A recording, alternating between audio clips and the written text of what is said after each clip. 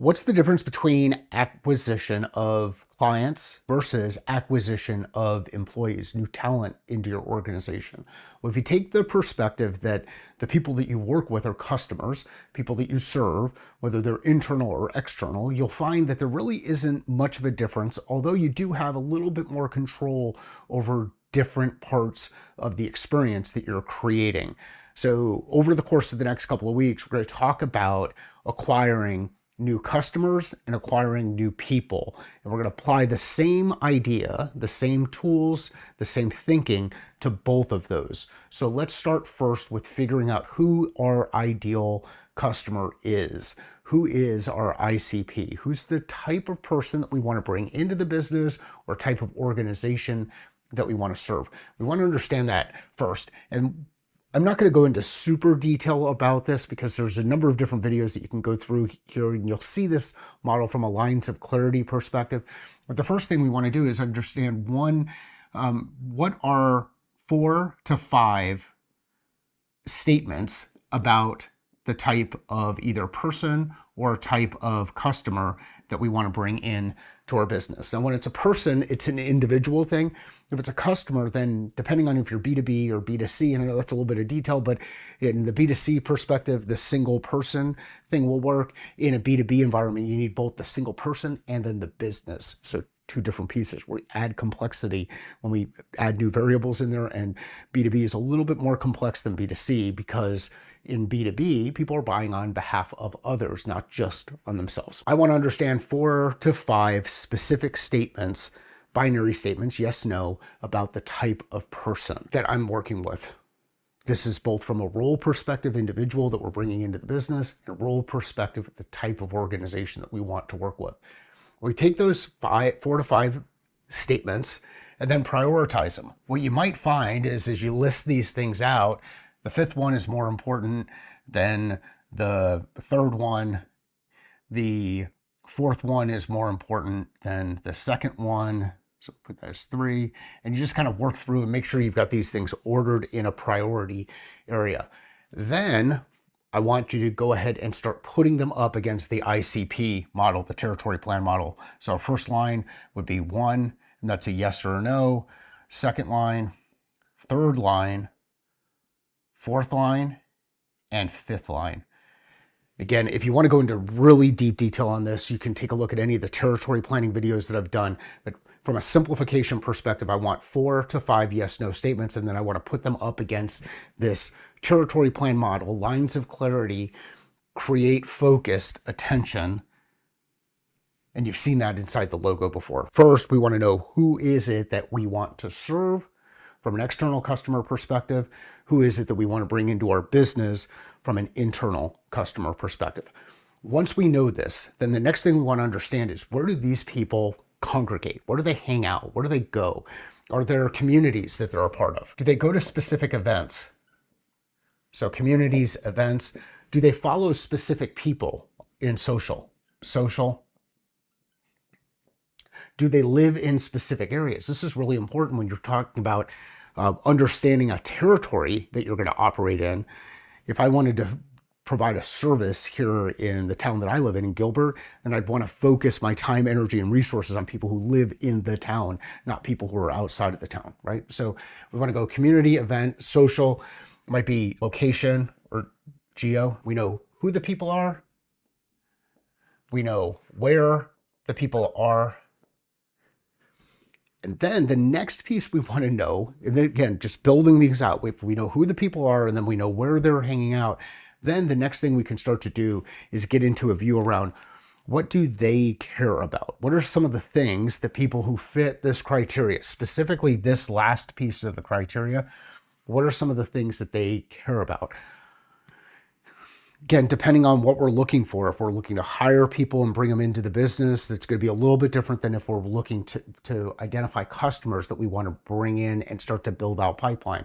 So we've got the person, the who, the where, then we go what. What are the top 5 things that they actually care about? Again, work through our list. You can go 4 to 5, top 5 things that they care about specifically, and be as specific as you can. This is not about personas. Personas are fictional beings. Real people have problems. They have deep things that they care about specifically. We're working on people. We're working on aiming small and missing small on this side, and then building our specific list for people. Who they are, where they are, what they care about. Once we've got those things together, then we start to get into this question. Why is it important for them to take care of that thing? Like, why do they care about each of those items? This is a lot of work. I get it. It's hard. It's important work though, because when you think about hiring people or you think about acquiring customers, it starts with one, and then you move on to the next, and then you move on to the next. Now, if you've got multiple people out there doing this thing, each of them has to be focused on the next one that they bring in. You may need to bring on 10 customers. If you want to bring 10 customers on into your organization, or 10 people into the organization, first let's figure out how to bring on that first one. The first one starts with one. All right, we've got who, we've got where, we've got what, we've got why. Once we know those things, now we can get to a point where we start to say, all right, what does the communication look like? What does the specific outreach look like? Again, really, really detailed stuff.